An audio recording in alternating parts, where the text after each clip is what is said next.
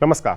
News nation digital के इस खास एपिसोड घटना चक्र में आपका स्वागत है। मैं हूं सुमित कुमार दुबे। भारत की आज़ादी को 75 साल से ज़्यादा वक्त हो चुका है। 15 अगस्त 1947 के दिन देश को अंग्रेज़ों की गुलामी से आज़ादी मिली थी। लेकिन क्या कभी आपने सोचा है कि देश की आज़ादी के लिए 15 अगस्त के दिन को ही क्यों चुना गया? आज के हमारे इस एपिसोड में हम बात करेंगे उस घटना चक्र की जिसमें महज कुछ ही सेकंड्स में भारत देश के इतिहास की सबसे खास तारीख यानी 15 अगस्त का ऐलान हो गया था। 1947 के साल में दिन था 3 जून का, वक्त था शाम का और ब्रिटिश भारत के अंतिम वायसराय लॉर्ड माउंटबेटन दिल्ली में एक प्रेस कॉन्फ्रेंस कर रहे थे।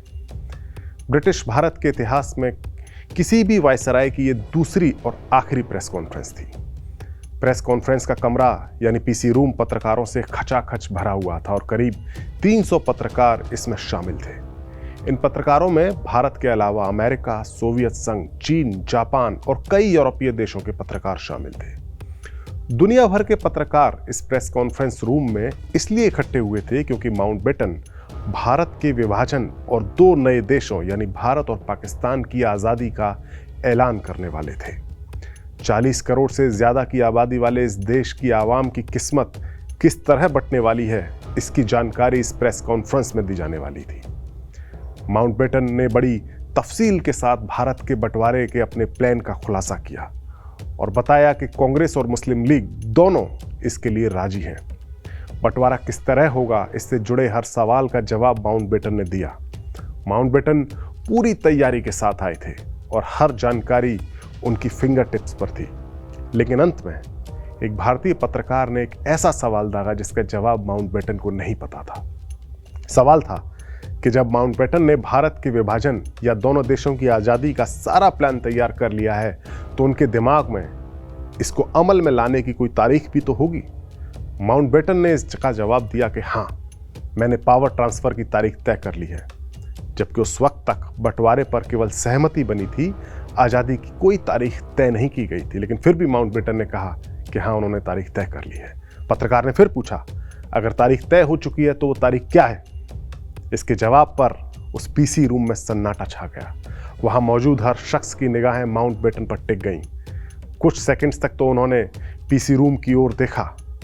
उनके दिमाग में कई तरह की कैलकुलेशन, कई तरह की तारीखें चल रही थी जवाब देने के लिए। सितंबर का पहला सप्ताह, सितंबर का दूसरा सप्ताह, मिड अगस्त। और फिर वो पहिया रुक गया और उन्होंने जवाब दिया, भारत को जो फाइनल पावर ट्रांसफर होगा वो 15 अगस्त 1947 को किया जाएगा। कुछ ही सेकंड्स में इस तारीख को डिसाइड कर लिया गया। भारत की आज़ादी की तारीख का ऐलान हो चुका था। इतिहासकार डैमिक लैपियर और लैरी कॉलिंस ने एक बहुत ज़्यादा मशहूर किताब लिखी है, फ्रीडम एट मिडनाइट। इस किताब में लॉर्ड माउंटबेटन के हवाले से बताया गया कि आखिरकार उन्होंने कुछ ही सेकंड्स में भारत की आज़ादी की तारीख 15 अगस्त की तारीख का ऐलान कैसे कर दिया। दरअसल भारत का वायसराय बनने से पहले माउंटबेटन दूसरे विश्व युद्ध के दौरान मित्र देशों की फौजों के कमांडर थे और एशिया में जापान के खिलाफ चल रही जंग में शामिल थे। अप्रैल 1945 में जब जर्मनी हार गया यूरोप में तो ये जंग यूरोप में तो खत्म हो गई थी, लेकिन एशिया में जापान ने हार मानने में कुछ ज़्यादा ही वक्त ले लिया था और जापान ने जिस तारीख को सरेंडर किया था, जिस तारीख को जापान ने हार मानी थी, वो थी 15 अगस्त 1945। ये माउंटबेटन के जीवन के सबसे गौरवशाली दिनों में से एक था, जब उनकी कमांड में मित्र देशों की फौज के आगे जापानी फौजियों ने बर्मा के जंगलों में सरेंडर किया था। इस किताब के लेखकों को माउंटबेटन ने बताया कि 15 अगस्त के दिन जब जापान के सरेंडर की दूसरी एनिवर्सरी आने वाली थी 1947 में, तो उन्हें लगा कि इसी दिन एशिया में एक नए डेमोक्रेटिक राष्ट्र का उदय होना चाहिए और उन्होंने 15 अगस्त को भारत के इतिहास की सबसे अहम तारीख बना दिया, आज़ादी की तारीख।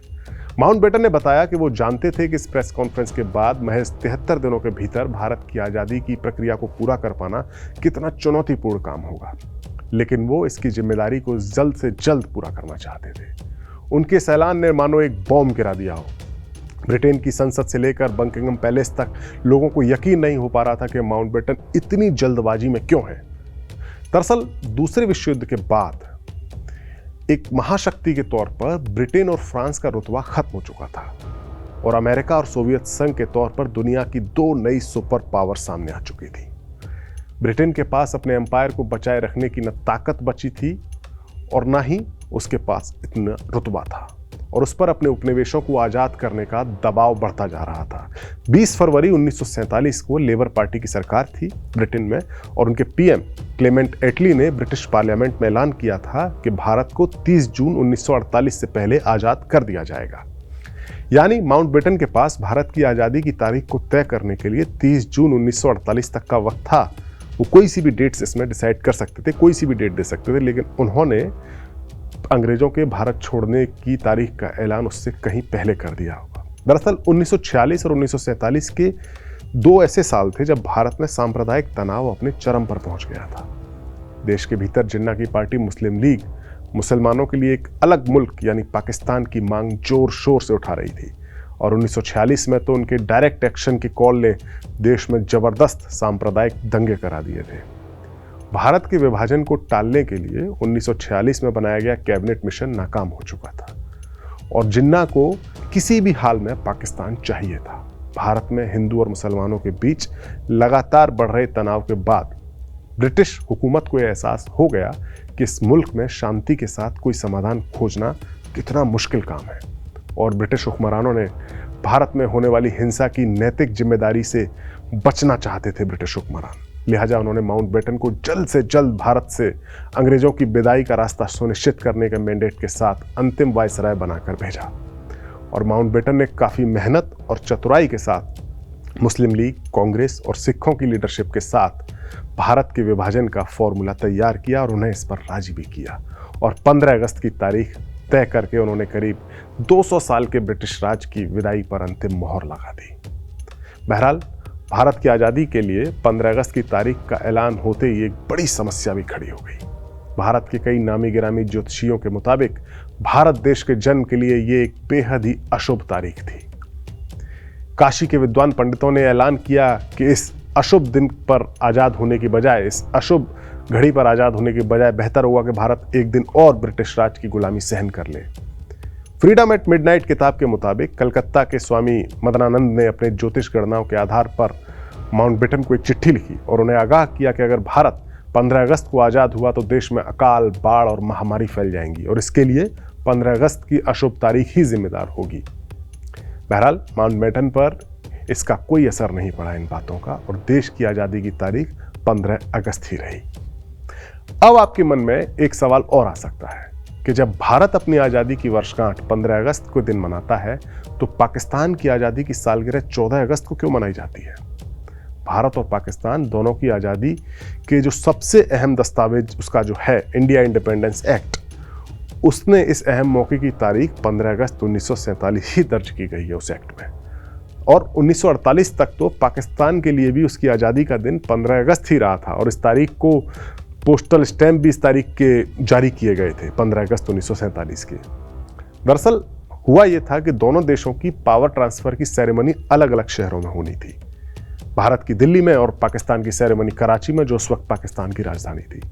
माउंटबेटन 14 और 15 अगस्त की दरमियानी रात को एक ही वक्त पर दोनों जगह मौजूद नहीं रह सकते थे, लिहाजा उन्होंने एक दिन पहले यानी 14 अगस्त को कराची में पहुंचकर जिन्ना का पाकिस्तान उनके हवाले कर दिया। हालांकि पाकिस्तान की संविधान सभा में 14 अगस्त को दी गई उनकी स्पीच में माउंटबेटन ने साफ साफ कहा था कि कल यानी 15 अगस्त को पाकिस्तान की आज़ाद सरकार के हाथ में पावर आ जाएगी, यानी पाकिस्तान की आज़ादी 15 अगस्त को ही होनी थी। लेकिन कहा जाता है कि पाकिस्तान के कुछ लीडर्स भारत की आज़ादी के दिन से एक दिन पहले अपनी आज़ादी का दिन मनाना चाहते थे। जून 1948 में पाकिस्तान के पहले प्रधानमंत्री लियाकत अली की कैबिनेट, उनकी अध्यक्षता में उनकी कैबिनेट की मीटिंग हुई और पाकिस्तान सरकार ने आज़ादी की तारीख को एक दिन पहले यानी 14 अगस्त को शिफ्ट करने का फैसला कर लिया। जिन्ना को इसका प्रस्ताव भेजा गया, कायदे आजम जिन्ना को, और उन्होंने लियाकत अली की कैबिनेट के प्रस्ताव को हरी झंडी दे दी और पाकिस्तान ने अपना स्वतंत्रता दिवस 14 अगस्त को मनाना शुरू कर दिया। तो ये था भारत और पाकिस्तान की आज़ादी की तारीख तय होने का पूरा घटना चक्र। ये वीडियो आपको कैसा लगा? अपनी राय हमें ज़रूर बताएं। नमस्कार।